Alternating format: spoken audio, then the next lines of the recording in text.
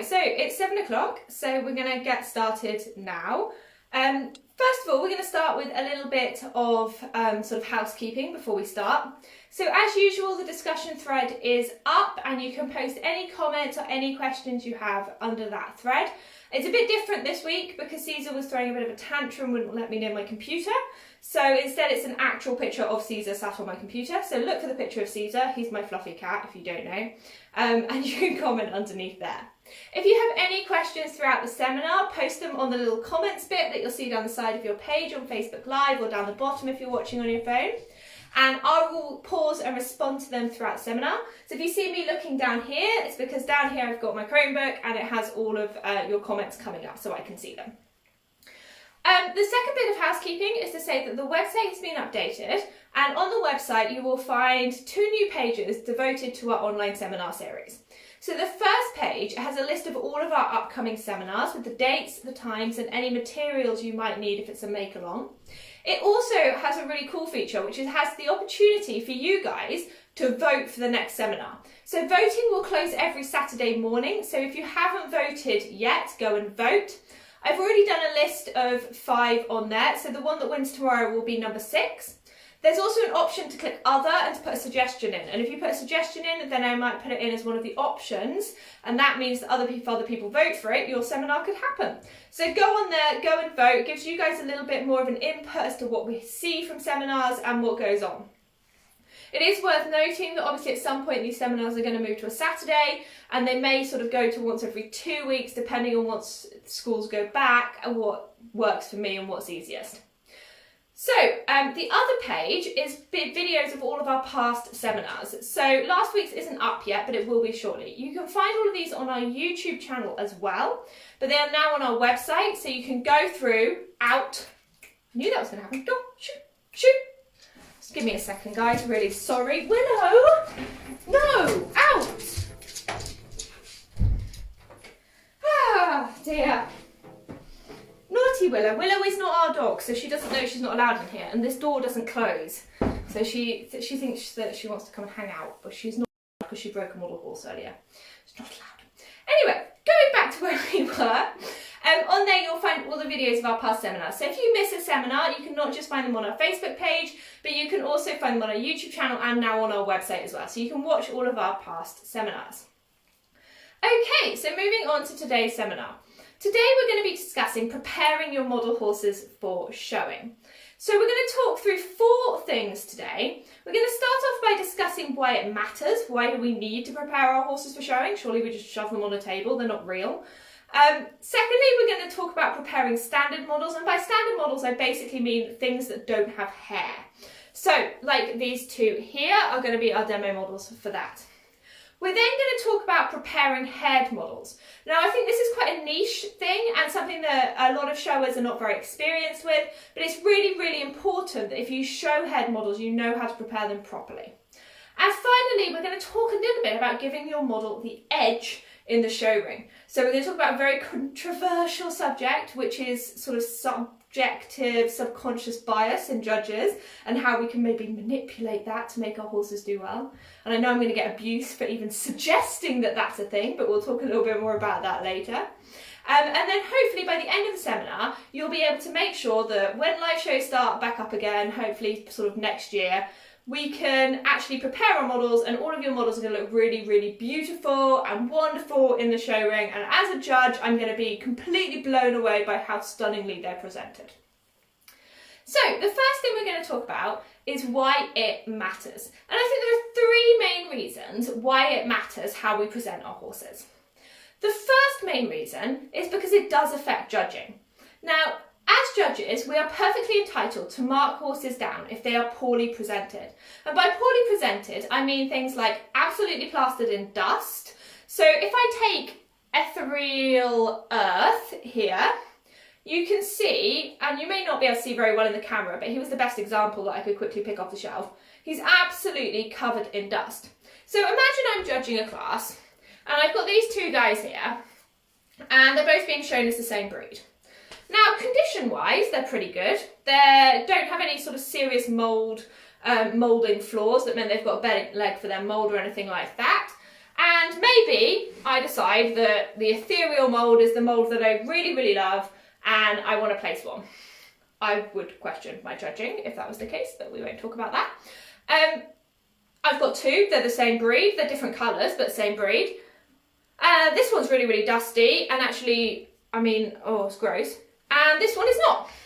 Which one am I going to place? Well, I'm going to place this one.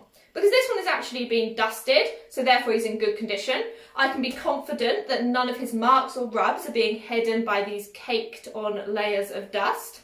And I know that his owner has actually put effort into him and wants him to do well in the show ring. So just like I'd groom my horse for a real horse show, I need to make sure that my model horses are really nicely dusted. Because if they don't, a judge can mark you down. And the same goes for really, really messy manes. A judge is perfectly entitled to mark a horse down if it looks like it's just been dragged through a hedge. Now I know there are some models that however hard we try, we just cannot tame their manes. And that is just some models. But for most models, we should be able to actually groom them, take care of them and present them properly for the show ring. Which brings me on to the second point. The second reason why it's important is because it makes your model stand out. And I'm particularly talking about when we get to championship level. When we get to championship level, we can safely assume that at least 90% of those horses are of good breed standard, they've got really good ABCs, they're the right colour for the breed, and they've got really nice workmanship and condition. You want your model to really stand out on that table. And if you've bothered to present it well, particularly with a haired model, that is going to catch that judge's eye and it's going to make them stand out and look really, really nice. One of the things that I have a bit of a pet hate about as a shower, and you'll often see me fiddling with my manes and tails because of this, is I really don't like if I've got a moving horse for their mane or tail to be flat. So if we take a model like this guy here, he's sort of striking forward.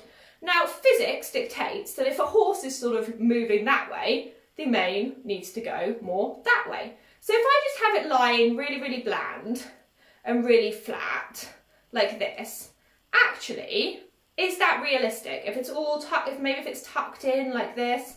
No, it's not. It's not realistic at all. If I sculpted a horse like this and had the mane and tail lying completely flat, a judge would mark it down. There is absolutely no reason why a judge can't mark it down if it's a haired model and that's the case. So I might instead want to be thinking a little bit more about how I present it. It's definitely, maybe I want to give it a little bit of a flick. Maybe I want this forelock actually moving behind the model so that it looks like he's actually lunging forward and the air is moving with him. Obviously, if I've got a nice standing model like this one, the opposite is true. I don't really want his tail to be like out here. I'm going to assume that there's not a hurricane blowing in the show ring. Equally, if his mane is flat, I want the tail to be falling flat. If the mane is coming back, I want the tail to be going back because that is, you know, how air works. So that's something that you really need to think about when you're presenting your model for your show ring. The final reason is in terms of long-term condition and damage, and there's a balancing act to play here.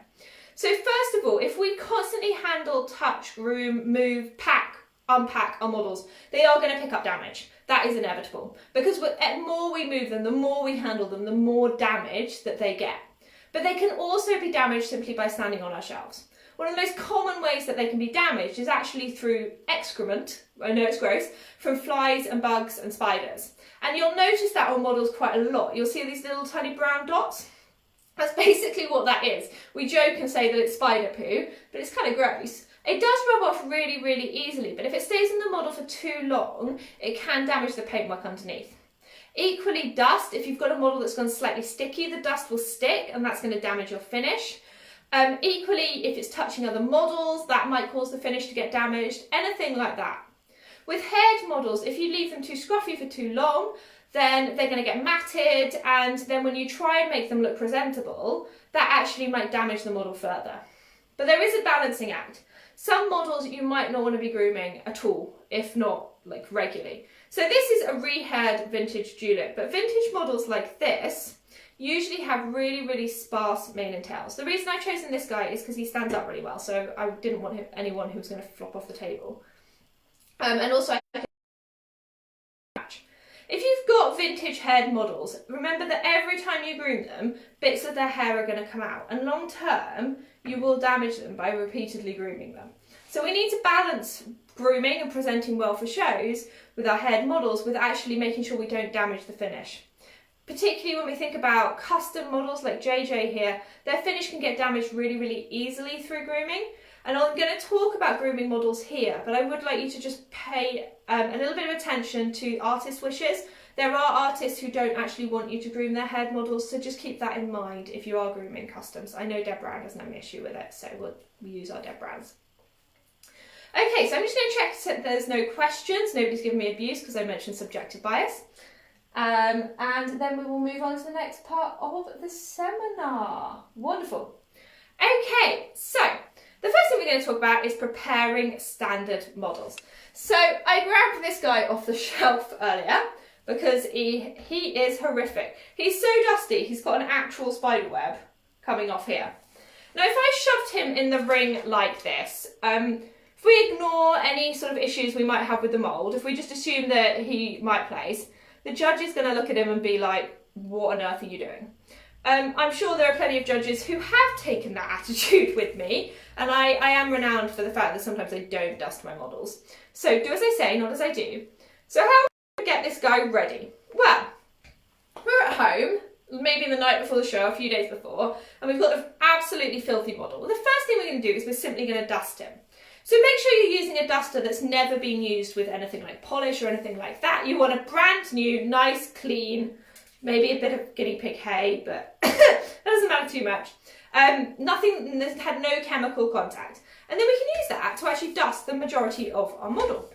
So we can go over him, just gently go over, and we can get most of this dust off. But you can get things like the massive spider web on his tail, that can come off. And we can just quickly just polish over, make him look generally quite pretty. So he looks really okay at this point.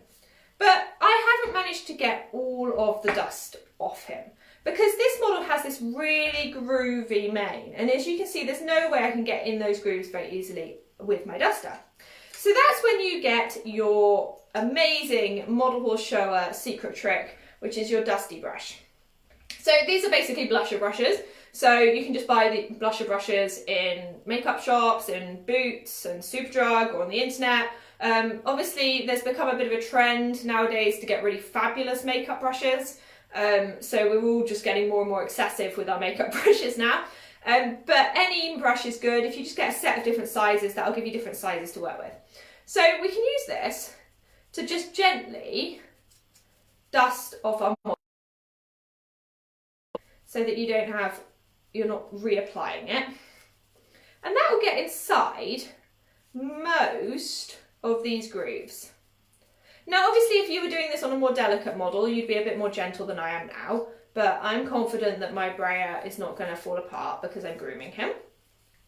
But if you're doing things like with chinas and with resins, you're going to be a lot more delicate if you're having to do this.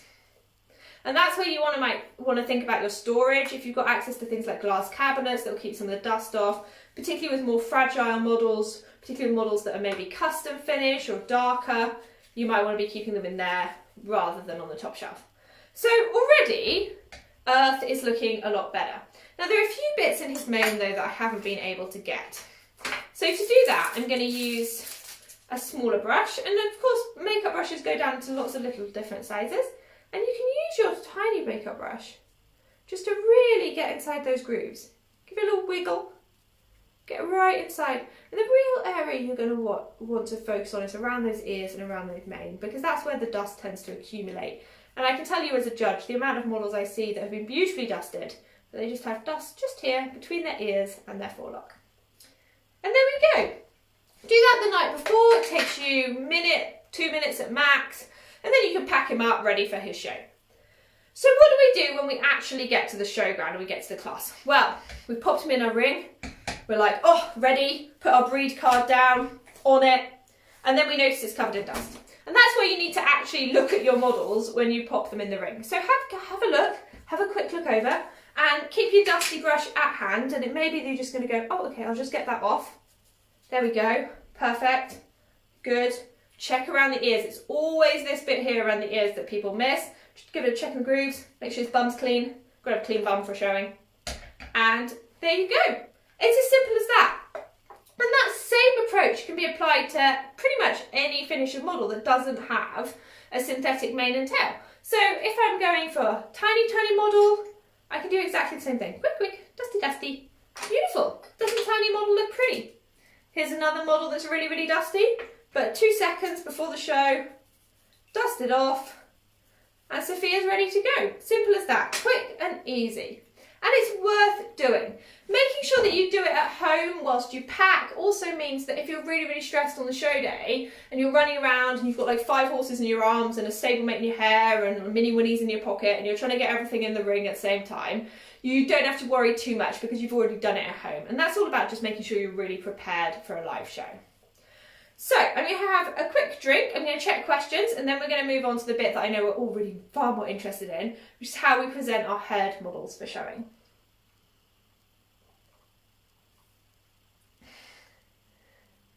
Okay, Ellie says that I'm really struggling to say ethereal. Ethereal models are an actual pain to dust. They are an actual pain to dust. Emma's told me to stop stealing her brushes. I'll have you know, Emma, I was the first person in the UK to have the unicorn makeup brushes, so actually you all just copied me, just saying. So you can't. So I don't think there are any actual serious questions. So we'll move on now to preparing our herd models. So the first thing we're going to talk about is home grooming. And as part of that, we're going to talk about setting the mane and tail. So home grooming is what you're doing the night before or a few days before the show to prepare your model, and it makes a difference. So take a look here at a comparison between Marlowe, and hopefully his base is not going to fall off, it's not very well attached, and JJ.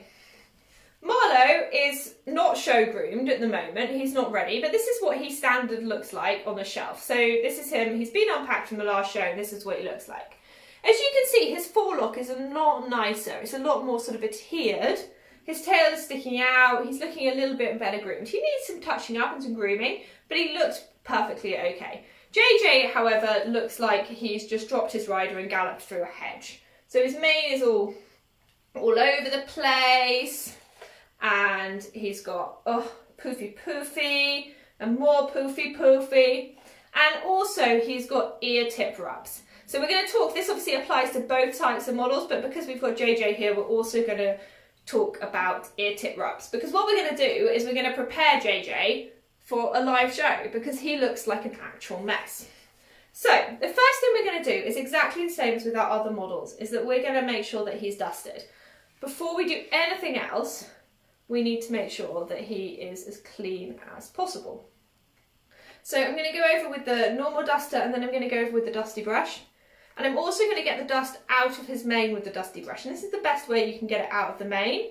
So note how I'm using my hand and my brush to make sure that I don't damage the mane and tail too much whilst I'm brushing it. Now the advantage of these makeup brushes is they're not going to cause too much static. If you're using a really heavily synthetic brush, you'll get a lot of static and frizz. Sorry. Oh gosh. And that's not going to be very good for your models. That's the problem with these long brushes, they knock things. Okay, so we've got him dusted. Now what we're going to do is we're going to do our initial groom. And our initial groom is basically how nice can we get him, how much can we get done without actually doing too much to him. So we're just going to use a bog standard toothbrush. This is a bog standard toothbrush. It's got synthetic bristles. Most importantly, there's no like sticky plastic bits or anything weird like that. Reasonably firm bristles, and they're all even, because you can get all kinds of weird shapes of toothbrush. You really just want a bog standard toothbrush. You don't want anything fancy. And it doesn't matter too much if it's recyclable, because you will own this toothbrush for decades. Okay, so the first thing we're going to do is we're just going to see how nice we can get him looking just using our toothbrush. Now, JJ obviously has his sticky outy mane, so remember what I said about gravity and how the mane should be moving. We obviously want his mane to be sticking out like this. We don't want it flat, but it's really static. So even our little preliminary groom, we can see is probably not going to be good enough. We're going to very delicately do his forelock. So this is where you've got to be really, really careful, and you've got to hope that or know that your model is well sealed if you're working with custom models. If they're not, you can really easily damage the finish when you do this. and you do not want that. So let's do his tail. Exactly the same thing. Using your hand to guide, and we're working really, really gently. Most of your setting isn't done with fancy brushes. It's literally just done with your hands. And you'll see me frequently in shows actually sort of stroking my horse's tails. And all I'm doing is setting my tail. And that is the best way to do it, is with your hand. You want to reduce the amount of stuff you're putting on your horse. Okay, so already he's looking a bit better, but he obviously needs more. And so we've got two options now if we want to go a bit further with our grooming. The first option is dry shampoo. I have absolutely no particular reason why I'm using Garnier Ultimate Blends Dry Shampoo, other than the fact that it was on 3 for 2 when I bought some shampoo and conditioner and I got it for free. So don't take this as a brand recommendation. I literally just got it free, so that's what I use. The other thing you've got as an option is water. So we'll do a bit of water first. We don't want our toothbrush soaking wet. So we just dab it off. And I'm really bad, I tend to dab it on my trousers, but obviously use a cloth or something, I don't know. Okay, and we don't want this water going on our model. So again, we're going to use our hand. If I try and move it so that you guys can see. And we're just going to pull our mane out. And we're going to think about, where do we want this mane to go? Do we want it to go straight down? Do we want it to stick out a bit? How do we want our mane to look? So you can see now the water is just adding a little bit more shape to this mane. Can you see how it's no longer looking as he no longer looks like he's been dragged through a hedge backwards. Now it's a bit too damp, I think, on front. Don't want it massively damp, and I think it's probably just a bit too damp there. Now this is obviously something you want to be doing at home, because you want this to be completely dry by the time you get to the show ring. And that's where dry shampoo can actually help, because it actually doesn't come off as horribly. Now, never ever ever spray on your model. Bad. Do not spray things on your model horse. Spray onto your toothbrush. Do it in a ventilated area, because this stuff stinks. It's supposed to smell like vanilla milk, but I don't know what vanilla milk smells like, so it's not very nice. Exactly the same thing. I'm going to just pop it on my model, and I'm going to get it to stick out nicely. And then I'm going to use my hands, and if I turn him round, so you've got his show side, you can see immediately this horse is looking much, much nicer. And a lot of dust has come out whilst we've done that, so we're just going to take that off. If you've got obvious, like, heavy chunks of dry shampoo or water showing, just groom them. They'll dry, don't worry. And look how much nicer he looks. So as a judge, you'd be looking at that and going, okay, someone actually cares about that. They've actually put some effort in. JJ never looks amazing. He's just got one of those manes that just, it doesn't always do what I want. Now the next thing I want to think about is this forelock. If you can see, the forelock is sticking off his head a lot. Whilst if we look at Marlowe here, can you see how his forelock is really, really stuck? And I like my forelocks flat. I like them to look nice and neat. And that, what I've done there is setting. Now, setting is a bit of a risky business. This is where you could really damage the finish of your model. But I pretty much set all of my manes. And what you're going to need is you're going to need cling film. Bog standard cling film. Other brands apart from Sainsbury's Basics are available. You've got two options when you set. You can either set flat and hope the finish underneath will be okay, or you can put cling film underneath and that will protect the finish. It's entirely up to you what you do. So you've got your cling film, and what you need is a slightly damp toothbrush. Slightly damp toothbrush. I don't necessarily recommend using a jug. It's actually quite difficult to get slightly damp. Maybe use a dish. And then we're going to groom our forelock. And we're going to get it into sort of the position that we want to get it in. So, he's looking a lot nicer now, but as you can see, I've got water on this horse. Now I know, because I've had JJ for years, and he has this done quite regularly, that he'll be okay. So don't worry too much about JJ, he'll be fine. As you can see, he does actually have damage. We're going to talk about that. So, once we've done that, we now need to keep it in place. So we basically torture our model horse. Whoever said model horse hobbyists are weird doesn't know what they're talking about. This is a totally normal thing to do. Okay, so we want to keep that as flat as possible, but we don't want to cause any kinks anywhere else. So we're just going to gently pop that. It might stick out a bit there. Okay, beautiful. And you can leave that on for probably about 24 hours. I do leave them on for quite a long time when it comes to BMX, because I'll usually have prepped my customs up to 2 weeks prior to BMX because I'm quite limited in time.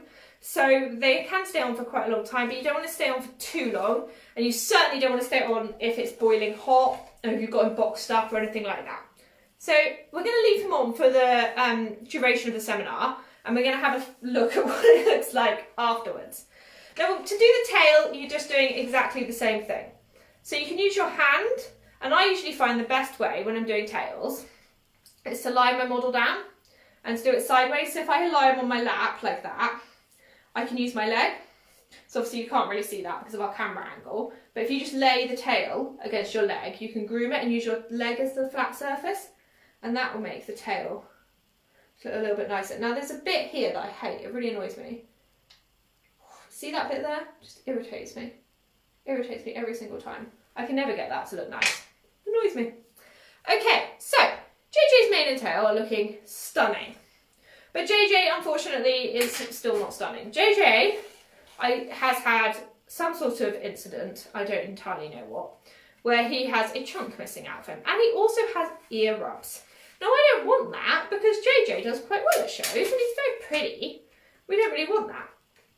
Now, whilst I'm at home, I can obviously think about more extreme touch-up methods, like spraying or using pastels and resealing. But actually, the quickest and easiest way to touch up, and you can do this in the showroom, is to use pastel pencils. So I just have a basic set of Faber-and-Castell pastel pencils, and black is your friend. Any horse that is black is a wonderful horse. So as you can see, you can literally just colour in your model horse. I know, who knew? Model horse colouring. And you can cover up those ear tip rubs. Now I normally like to blend a little bit, so obviously, you know, nice base, got that nice agouti shading around the ears. Now this neck is going to be more problematic, but hopefully we just colour it in. Oh, look at that. There we go. That'll be 2 seconds of colouring and you can't see it. Obviously you could do more long-term touch-ups and make sure your model is nicely sealed, but actually you're in the show ring, something like that happens, 2 seconds pastel pencil, you're on it. Your model is looking nice and JJ is ready for showing. So we're going to pop JJ over here and we're going to talk about some of the risks with setting apart from damaging the finish.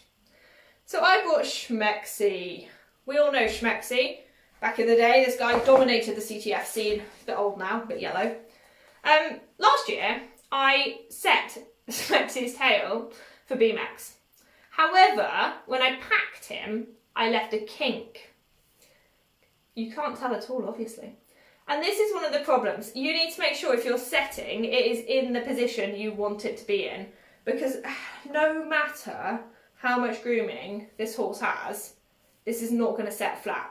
In fact, what I'm going to have to do with Schmexy is I'm going to have to bind all of this here in cling film. I'm going to have to place this between cling film. I'm going to have to hold it, straighten it out, and then I'm probably going to have to put it between like a couple of law books or something big and flat, and get it looking a lot nicer and a lot flatter, because I want it hanging down more like that. And I don't want there to be a kink. Horses like this, equorums, particularly the old ones, have horrible manes and tails, and that's where you might need something a bit more aggressive. So don't use this on the finish of the model, and I wouldn't use this on customs. But if you have got an equorum like this, and I think she put glue or something in their tails, they're horrible.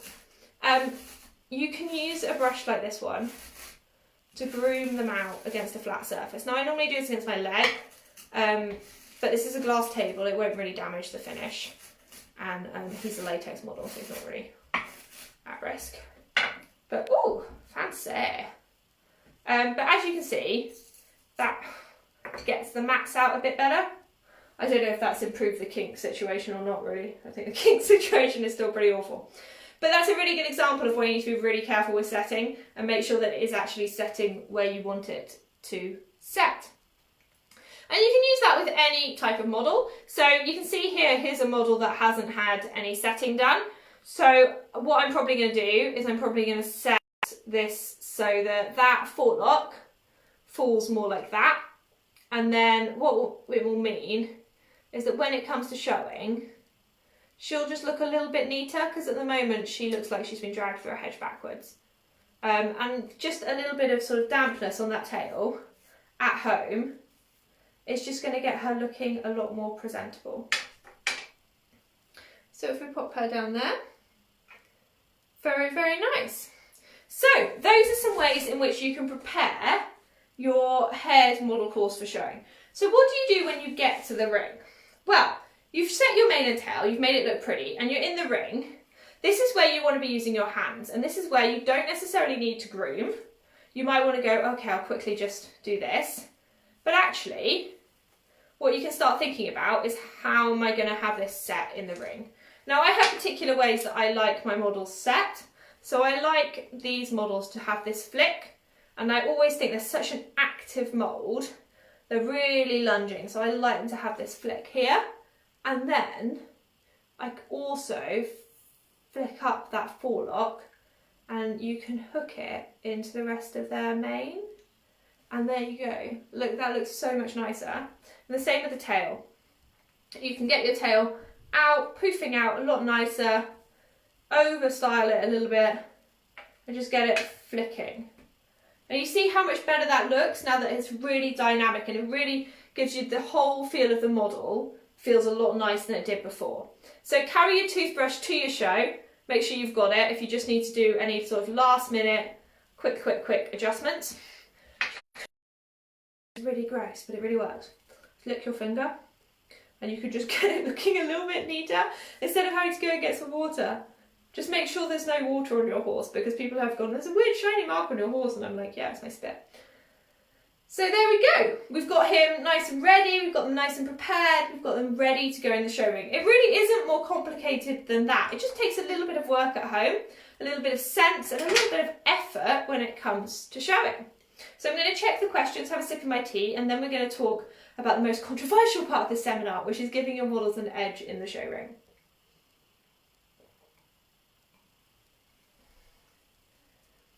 Okay, so Emma said I was lying about the makeup brushes. I wasn't, trust me. Lynn says, sometimes I bath my models, but I always allow plenty of time for drying for packing. Yeah, I mean, that is, you can bath many OF models. CTFs, like plastic CTFs, you can bath really easily. You don't really want them to be getting to the point where you need to bath them. And obviously make sure no water gets in their air holes. But yeah, that is a really good technique. Particularly if you've bought like a lot of models and they're really filthy, you can bath them and make them look pretty. Give them a nice bath. Don't use bubble bath though. Emma identifies with JJ feeling like an absolute mess, don't we all? And Lynn says this is why I only have one head model. Yeah, head models are not for everyone.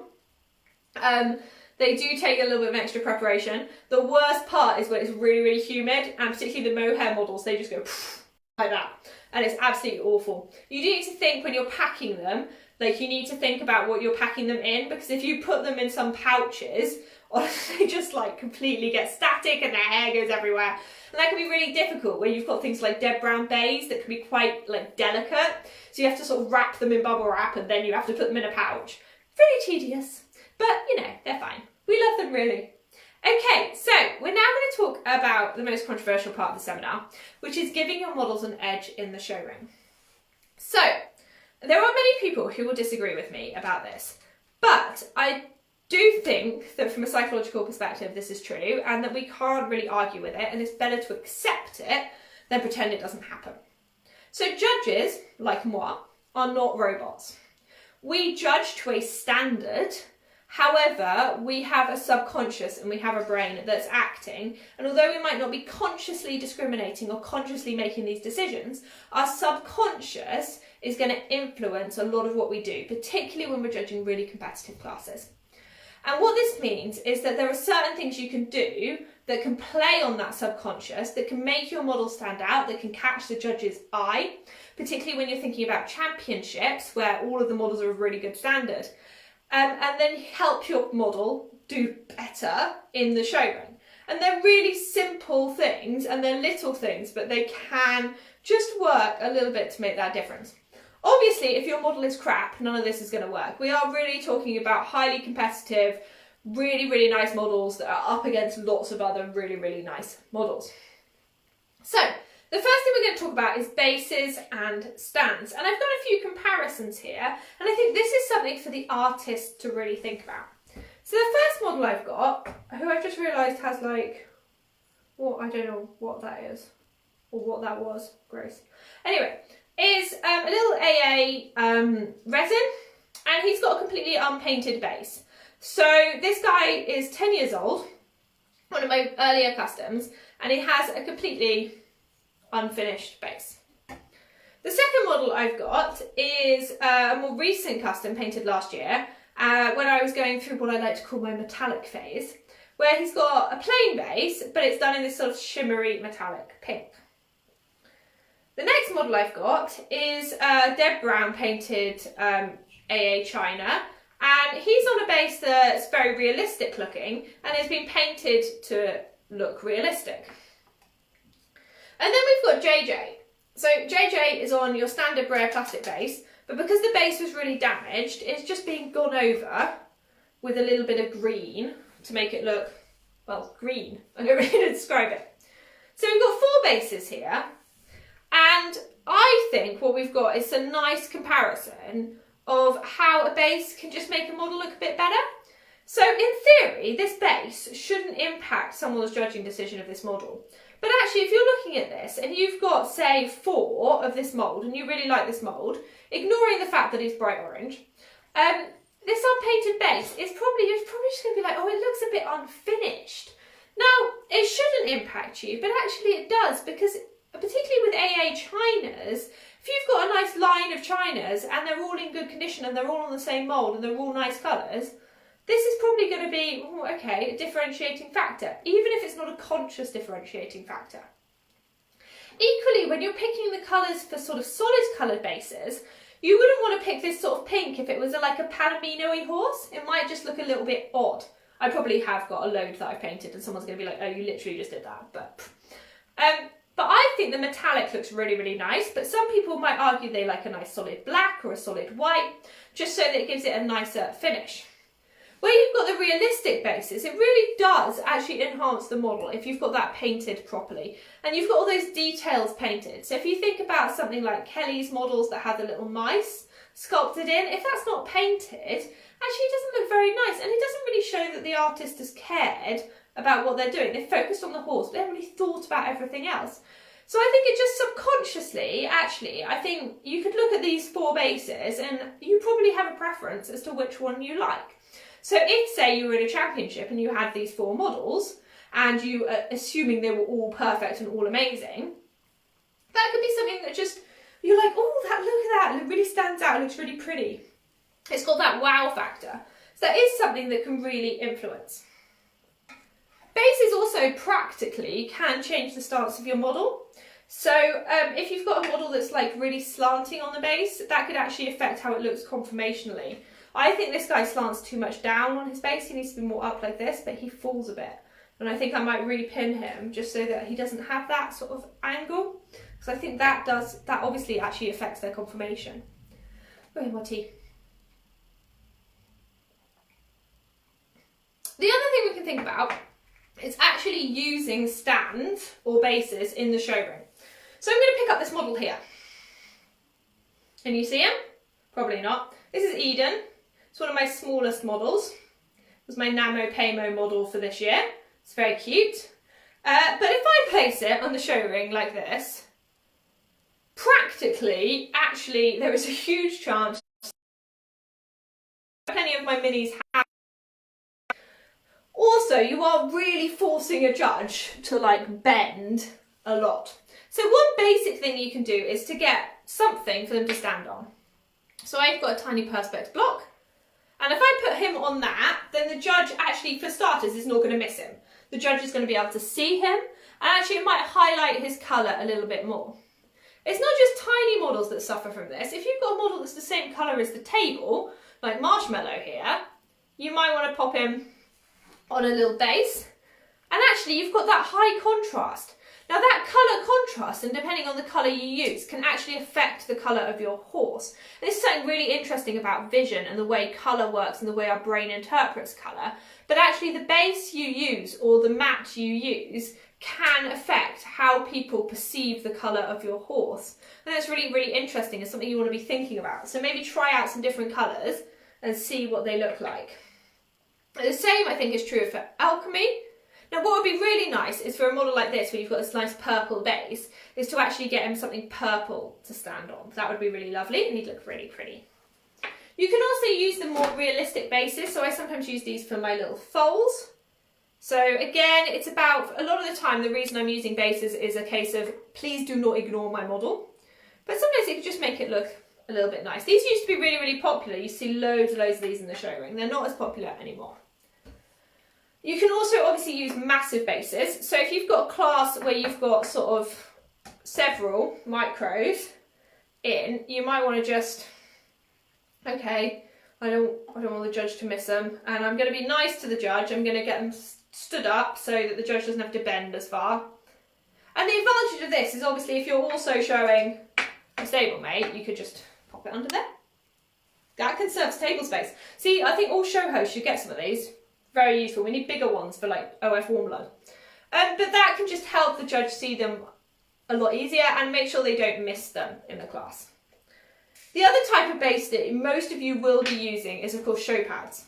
And as I said, you need to really think about the colour of your show pad and how that's affecting how well the judge can see your horse. So you might have a really simple plain piece of fabric like this, and I think this is best. You really want plain is best. So if I lay my model on this, actually the judge can see it, it's not too bad. I don't know, pink and bay doesn't really work very well, but it stands out reasonably well, and it's, you know, if it doesn't stand, it's protecting it from falling over or damaging anyone else's models. You can obviously get custom made show pads, and what I really recommend is that you don't allow your dog to steal your show pad and cover it in dog hair. Is to get one that's got a dark finish on one side and a light finish on the other side. So if I was to put Agamemnon down here, he doesn't really stand out, and he's quite blurred by it because it's quite dark. But actually, very, very simple contrast. If I put him on that light side, he looks much, much nicer. Equally, if I was to put Marshmallow here, you can barely see poor Marshmallow. But if I put him on that nice dark side, apart from the fact that it's excessively large pouch for a tiny horse, you can definitely see him and he stands out a little bit more. So those are a little bit about bases. And now we're going to talk about table position. Now, I think this is one of these sort of non-talked about things that we all do as showers. We all think about where we're putting horses on tables. And I bet you every single one of you has watched judges and gone, they're always placing around that side of the table, so I'm going to put my horse around that side of the table. You know you've done it, and you're going to pretend you haven't, but I know you all have. So table position is important. Look at this table here. It looks like a pretty bog standard table, and you might think it doesn't really matter where I put my horse in the show. But actually there is a really big difference. This side of the table here has a light really, really close to it. So we've got a window here, we've got two lights, one there and one there, and we've got a light there. So this bit of the table is a lot more illuminated. So if I put my model there, he's going to have a lot more light showing on him. And particularly with a dark model, that's going to really show up that contrast. So if I've got something like a solid black that has really beautiful contrasting in his coat, and I want the judge to see that, putting him right in that light is going to really show that up. Equally, it's also going to show up all the dust. And if you've got one of those models that like properly attracts dust, and you dust it beautifully, walk away from the show ring, and then it looks like it's been in a sawdust factory, you're going to want to put it maybe a little bit of a darker side, so maybe over this side of the table. Equally, you might want to be thinking a little bit about, oh, okay, does the table slant? You could think, and this is another controversial thing, where does the judge start judging? Now, I don't no, I think this would be a really interesting sociological study to have a look as to whether actually where the judge starts and where the judge places matters or impacts the judging. Do they pay more attention to the horses at the beginning, and is that negative or positive? Pay more attention to the horses at the end? Do they sort of keep horses in their mind better at the beginning? How does it impact if it's a big class or a small class? I think all of those things would be actually really interesting. I think I would love to fund a proper study into sort of actually is there anything going on there. So that is something else you might want to be thinking about. But table of position is important, and it is mainly due to where the light is and how the light hits your model. You also don't want your model with its like back to a window. And horses like Didmarton are a pain because all your light is coming from one source. So the horses that are like here, as a judge, I can almost not actually see. I have to stand there like this, like, oh! So you kind of want to put them on the other side of the table so that the judge can see them really well. So, I have a bit more of my tea. It's too late in the evening for this. The final thing we're going to talk about is breed tags and breed cards. We talked about that in our breed seminar, but what I'm going to talk about is how you can just make your model look a little bit better if you present your breed tags and your breed cards really nicely. So, if we have a look at this, this is a little performance card, and it's actually just reference for the costume and the dress for this particular costume setup. I really like this card because it's really bright and it's really colourful, and obviously the costume itself is really, really bright and really colourful. You probably can't see it because it's just out of camera angle, but it's up there and it's got feathers and gems and it's proper rainbowy, and I love it, and it actually has like a drag queen doll with sparkles. It's amazing. So something like that, you put this really cute little colourful card in front of it, and actually what you're saying to the judge is, the judge looks at that and it's like, oh, that's really fun, that's really colourful, I really get the theming, I understand it. And it's laminated. Oh, who doesn't love a laminated breed card? Laminating your breed cards just shows you care. Throwing a tatty piece of poorly printed paper on the table just shows that you've had an argument with your printer and you need to sacrifice a ghost. Ghost? Goat. So it does just, I think, just makes it look a lot nicer, and it actually shows that you really care and you want to win if you bother to laminate your model. The other issue is tags. Now, in the UK, we don't use tags as standard, but some shows do require them. And they come in lots of different sizes, and you really need to think about your size in comparison to your model. So if we take Merida here, has a ridiculously oversized tag. And I think this is too big. It looks stupid as far as I'm concerned. And the only reason she has this is because I needed some, like, a really short notice, and this was the fastest shipped ones I could get. If I put that on a really tiny model, like Alchemy, it would just look actually ridiculous. So maybe don't go really, really massive. Equally, if you've got a really tiny tag, like Gay has here, yes, my horse is called Gay, as Gay as in happy. This tiny little tag, I quite like these because they're gold edged, but actually if you're writing on them, there's not much space to write, and so the judge then has to really, really squint, and you don't want to make your judges unhappy. So I recommend the happy medium. I like this size, this is my favourite size. So Sophia here has a sort of in-between size tag. I think this is a good size because actually it has all the relevant information, it's not too small that the judge can't read it, and it doesn't look stupidly big. Now you don't need to attach tags to your models, so if you've got really tiny models like Carl, you can just place your tag in front. Equally, if you've got china or resin models, don't go tying these around your legs, you're going to snap them. You can just place it in front. They can also be quite good, if you don't have a base, at highlighting that your model is there. So if I was to show Eden, I could put that there and make it really, really obvious. Equally speaking, if you think about it, having breed cards and having tags like this looks a lot nicer and a lot neater than those like torn up pieces of paper. So again, if we're assuming that subconscious bias exists, which I think we can all assume it does, that just makes your horses just look a little bit nicer in the show ring. And it's just saying, you know what, I love my ponies, I care about my ponies. Please, Mr. Judge, place my ponies. Okay, so the final thing we're going to do is we're going to unwrap poor JJ. And we're going to see whether it looks any better. So, there we go. Carefully unwrap him. Over time, it will poof up a little bit more. But actually, I think it looks a lot nicer. Now, some people might say, oh, it's too stuck. It's too, like, flat and stuck. But it will get more poofy. And I'd rather it was sort of, like, stuck now and it gets a little bit more poofy than it was over the top and overly fluffy. But it definitely, I think you can agree, he definitely looks better than he did right at the beginning of the seminar. And then the nice thing about it is obviously you don't throw your cling film away because we don't want to kill polar bears and stuff. You can just use your cling film on another model. So you can just go, sorry Merida, I wish to suffocate you as well. I do not value you as a horse. You must suffocate and die. There we go. If your haired models can breathe on the way to the show, then you haven't set their manes properly.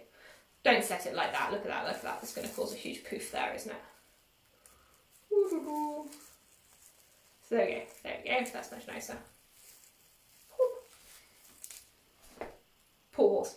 Okay, so does anyone have any questions? If you do, pop them in the question thing and we will go through and talk about them.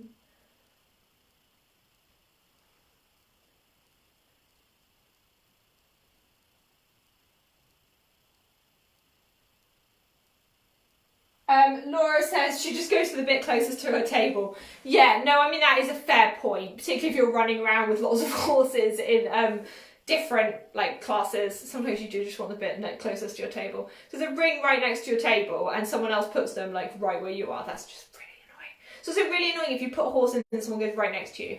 I do that just to annoy people though, so don't get angry at me. Jackie never lets her watch 5. I'm sorry, Jackie. If a judge can't read my tag, maybe they should get glasses. I cannot tell you how exhausting judging is. Now, obviously, as many of you know, I have a problem with my eyes, my pot eyes. That means that I quite often do need to wear glasses.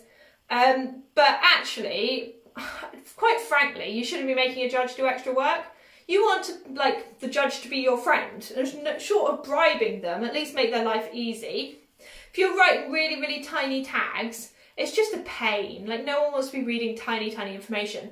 When we talked about breed cards, we talked about the font size and how you want your font size to be a decent size. Don't make judges do extra work. Remember, judges are voluntary. They're not getting paid to do this. They give up their time to come and judge your horses. The least you could do is try not to make their lives too horrible. Because actually, if we think subconscious bias does exist, if they're constantly having to read tiny, tiny tags, then it can be a bit of a pain. Equally, write them out in handwriting that people can understand. And if you use abbreviations, make sure they're common abbreviations. And if it is an unusual breed, produce a breed card. But we've had a conversation about that already. Yeah, Marion mentions the point about magnifying glasses. I completely agree, and I used to do this until I lost it. I have absolutely no idea where it is. Yeah, that is something that you can do, particularly if you're showing a tiny model like this. This tiny, tiny, tiny thing is actually a beautifully detailed scene of the Garden of Eden. But a judge can't really see that. So putting something like a magnifying glass next to it to allow a judge to see it in a little bit more detail is considerate to the judge, but also it enhances the chance that your model is going to place. If they can actually see what's on your model and they can see that beautiful detail, then that will help the judge to see it.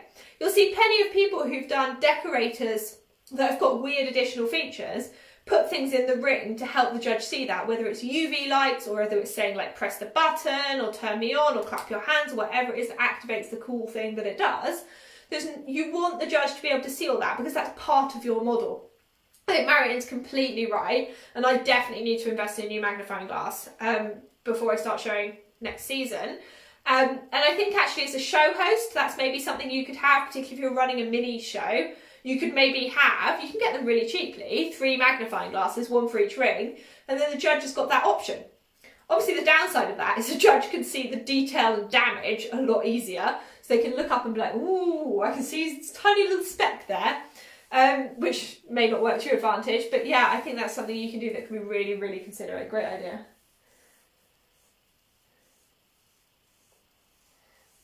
Okay, So, does anyone have any finishing questions? If you don't... Yeah, Marion says that as a judge she marks them down for having bad hair days. I'd agree, I mark your horses down for having bad hair days. I'm not ashamed to admit that.